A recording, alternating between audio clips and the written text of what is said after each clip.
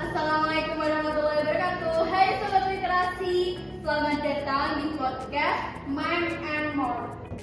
Oke, bareng saya hari ini kita bertemu dengan 3 narasumber keren nih. Pertama ada Mbak Nisa, psikolog klinis yang sering mendampingi mahasiswa dalam sesi konseling. Halo Mbak. Halo, seneng banget nih bisa ngobrol bareng kalian di sini. Oke, yang kedua ada Mbak Amani sebagai perwakilan mahasiswa aktif dan juga vokal soal isu mental health. Halo Mbak. Halo teman-teman semuanya, terima kasih Mbak Mola yang sudah mengundang kami di sini. Sangat keren sekali. Oke, dan yang terakhir, ini dia konten kreator sekaligus book reviewer yang sering banget membahas buku-buku self-help dan kesehatan mental, yaitu Mbak Maliha. Halo Mbak. Hai, thanks. Senang bisa bergabung dan ngobrol soal Oke, kita mulai dari desa dulu ya Mbak Nisa. Boleh bisa bantu kita jelaskan dulu apa sih literasi emosional itu? Nah, teman-teman, literasi emosional itu mengenali, memahami, mengelola emosi. Nah, ini penting banget nih buat mahasiswa-mahasiswa karena pada masa kuliah itu lebih banyak tekanan akademik, tekanan diri sendiri, dan lain-lain. Loh, berarti ini bukan masalah jangan marah atau jangan sedih ya? Nah, betul sekali. Maka dari itu, kita harus tahu gimana cara kita mengelola emosi kita dan bagaimana cara kita mencegahnya, bukan malah menolaknya. Oke Mbak sendiri kan sebagai mahasiswa aktif nih, gimana sih tantangan emosional yang sering Mbak Ambar hadapi dan teman-teman? Wah, banyak banget. Dimulai dari tugas menumpuk, ekspektasi orang tua, terus juga ekspektasi hal-hal yang lain. Dan jika kita nggak bisa dikelola dengan baik, itu bisa menimbulkan stres dari diri kita.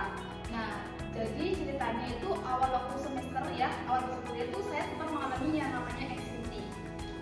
Terus apa yang Mbak alami waktu itu? Yang Mbak lakukan itu waktu itu ngapain?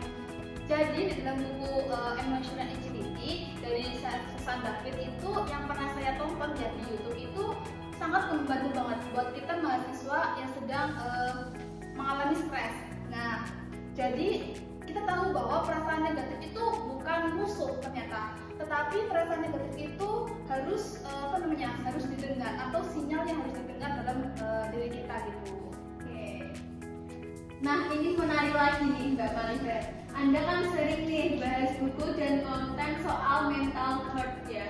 Menurutmu nih, referensi apa sih yang paling membantu untuk mahasiswa saat ini?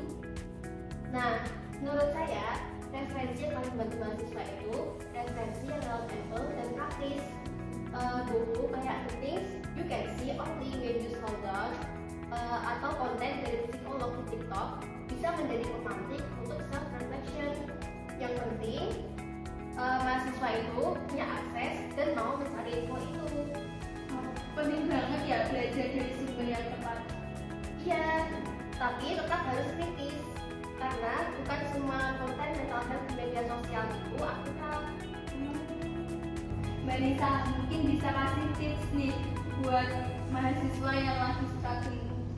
Oke, tentu saja aku akan bakal ngasih tips buat kalian. Yang pertama, jangan menyepelekan perasaan kalian. Yang kedua, sebisa mungkin kalian curhat kepada orang lain seperti teman, guru, dosen, atau psikolog. Yang ketiga, coba kalian cari referensi-referensi di sekitar kalian seperti buku, referensi yang bisa memahami emosi kita. Nah, aku juga mau menambahkan ya. Jadi jangan takut untuk cari bantuan profesional. Jadi itu bukan tanda lemah, tapi itu justru keberanian. Betul nggak? Betul. Nah, dan jangan lupa literasi emosional itu proses, bukan instan.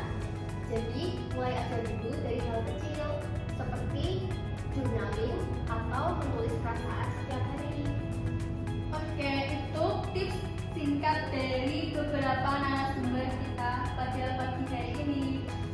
Wah, obrolan hari ini benar-benar insightful Makasih buat Mbak Nisa, Mbak Ambar, sama Mbak Malina yang sudah hadir pada pertemuan kali ini. Semoga podcast ini bisa menjadi referensi juga buat teman-teman mahasiswa yang lagi berjuang di fase kuliah. Jangan lupa follow podcast ini dan share ke teman-temanmu yang butuh dengerin ini juga. Sampai ketemu di episode selanjutnya. Stay aware, stay kind to yourself. See you. Wassalamualaikum warahmatullahi wabarakatuh. Nah, terima kasih semuanya.